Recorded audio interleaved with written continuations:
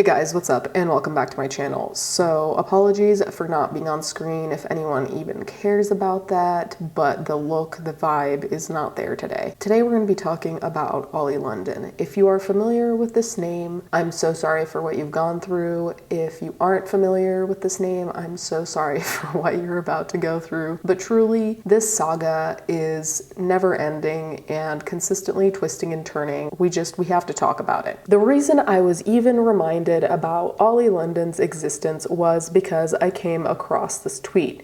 Just to give you an idea of what exactly we're dealing with here. White influencer Oli London has 18 surgeries to look like BTS star Jimin and now identifies as Korean. Then there was a tweet by Oli London that says, "This is my new official flag for being a non-binary person who identifies as Korean.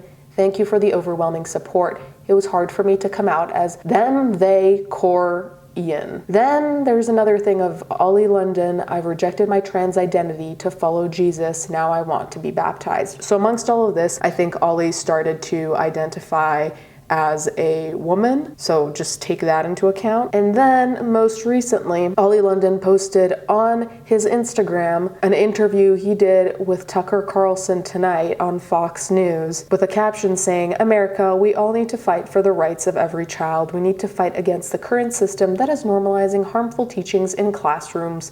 We must be sensitive to the struggles children have to go through and recognize it is normal for a child to be confused about their identity, but this doesn't mean the education system has the right to push gender ideology on kids and cause harm to their development." So as you can see, there is quite the trajectory here. We went from someone who is British, who then identified as Korean and specifically as the BTS star Jimin, so he got all these surgeries. Then there was a period of identifying as non-binary. Then there was a period of identifying as a woman. I don't know the timing of all of this because as much as I've looked, there's no concrete stamps I can find that ascertain when exactly everything happened. And now there's the turn towards God and being Christian and going on Fox News and speaking to Tucker Carlson about gender identity and the dangers of gender identity in our society, I suppose. Just think about that trajectory for a second within only a couple of years. So here's an article. Some of it I'm going to skip because I just summarized it for you, but it will be linked down below. Now I do know it's the Daily Mail, but there aren't that many reputable sources talking about this right now. I don't think we should wait for the Times to be discussing this on the first page. So we'll take what we can get. As usual, be cautious with what you choose to believe and look further if there are things that don't add up to you. Side note, the whole pronouns thing here, I'm unsure of because I've seen articles that use he,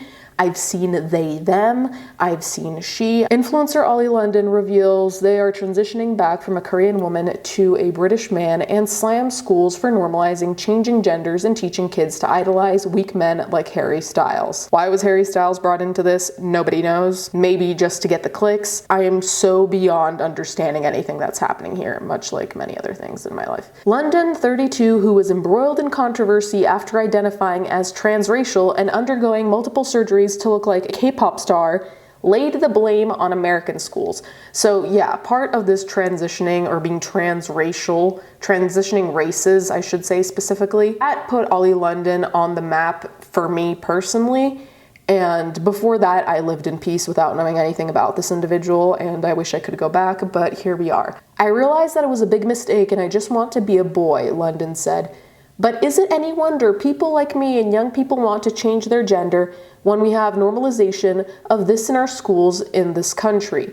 Children are taught from a young age, from the age of 5 in some cases, that it's okay to change their gender, it's okay to wear a skirt, it's okay for a boy to use the gender-neutral toilet when it puts girls at risk," he added. London also accused schools of teaching kids to idolize weak men like Harry Styles, referencing the popular British singer. Honestly, this whole Harry Styles thing is low-key a little bit comedic to me because it's like there's no reason to mention Harry Styles ever, yet here you are. I do think that one of the problems here is that, and I hate myself for using this term the third time in a row in a third video, I'm pretty sure now, but this is not a black and white topic. This is nuanced. We can't just say, all boys should wear pants and all girls should wear skirts, which is really what is being said here, in my opinion. The reality is that this is a discussion that is more complex and more nuanced than that. There are ways to let children investigate, explore their identities without saying, yes, make a permanent change now at age 5. There is such a thing as a middle ground. There is such a thing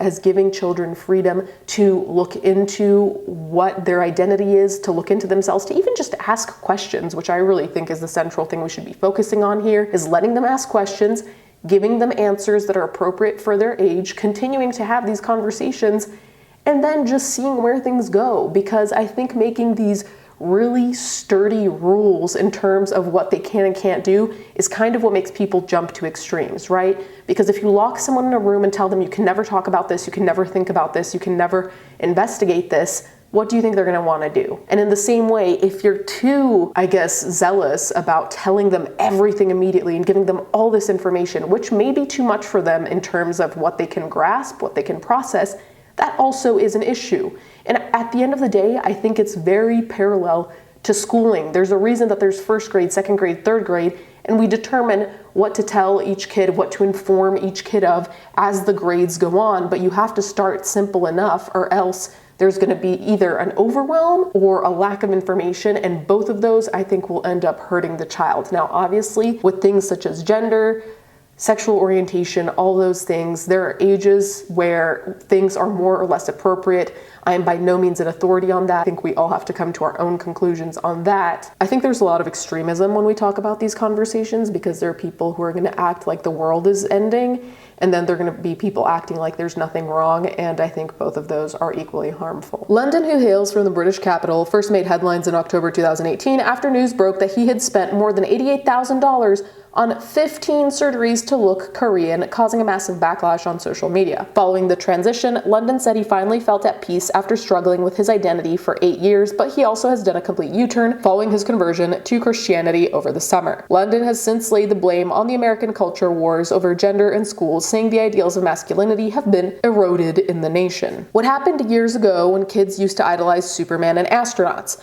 Now kids are being pushed by this radical ideology. They're taught to idolize weak men like Harry Styles, weak men like Beto O'Rourke. I don't know how to say his name, guys. I'm sorry. I truly have no idea.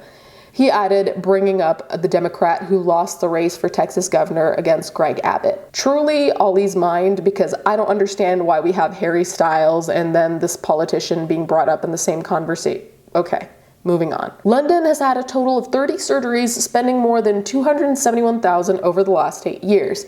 Prior to his decision to become a British man, London told DailyMail.com that his look was based on Korean New Zealand singer Rosé, who is a member of popular girl band Blackpink. London said he began identifying as Korean after living in South Korea for a year in 2013 and falling in love with the culture. As they stated that they wanted to be Korean, London received criticism that they were racist and that transracial does not exist. Speaking with a Catholic news agency last week, said they still didn't feel right about their transition, which they said may have been fueled by the popularity of plastic surgery in South Korea. London, a former atheist, said that after finding God, they are now able to accept who they really are. This actually kind of saved my life. It's brought me back to who I am as a person, London told CNA. London is not the only person who has detransitioned that is speaking out against transgender surgeries. So the rest of this article talks about other people who have transitioned and detransitioned. Now, I think the issue here really just comes down to self-exploration and decision-making. Now, obviously, I'm not going to make the rules for anyone. If you want to transition,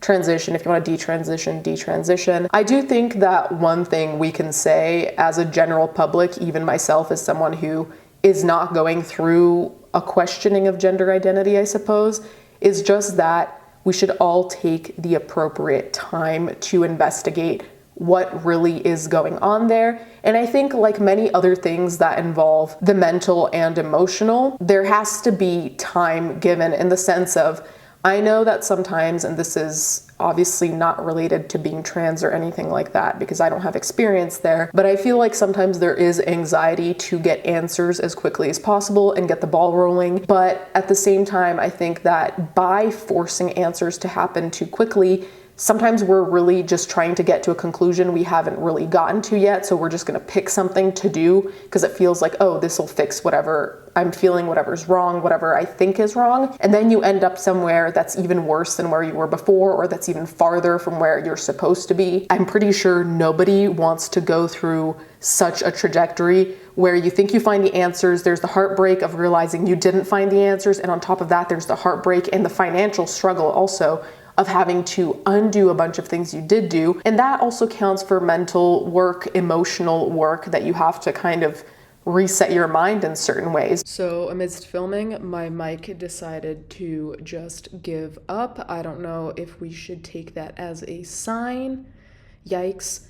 Anyway, I was checking up on Oli London's updates, and there is this update saying that after dropping an album, Oli is planning on going into politics, which truly is a concept that both intrigues me and worries me, mainly because I just feel like as of right now, the image that Oli has put out there is rather flighty, and that's not a judgment on Oli's character because obviously I don't know them, but it doesn't look too good because I think that now of all times, and like most of the time, people do want a level of stability within someone's beliefs, especially. So if those beliefs swing rather radically from one side to the other, I don't know how many people are going to be enthused about that. I suppose that's going to be another chapter in this never-ending saga. You guys can let me know what you think in the comments down below.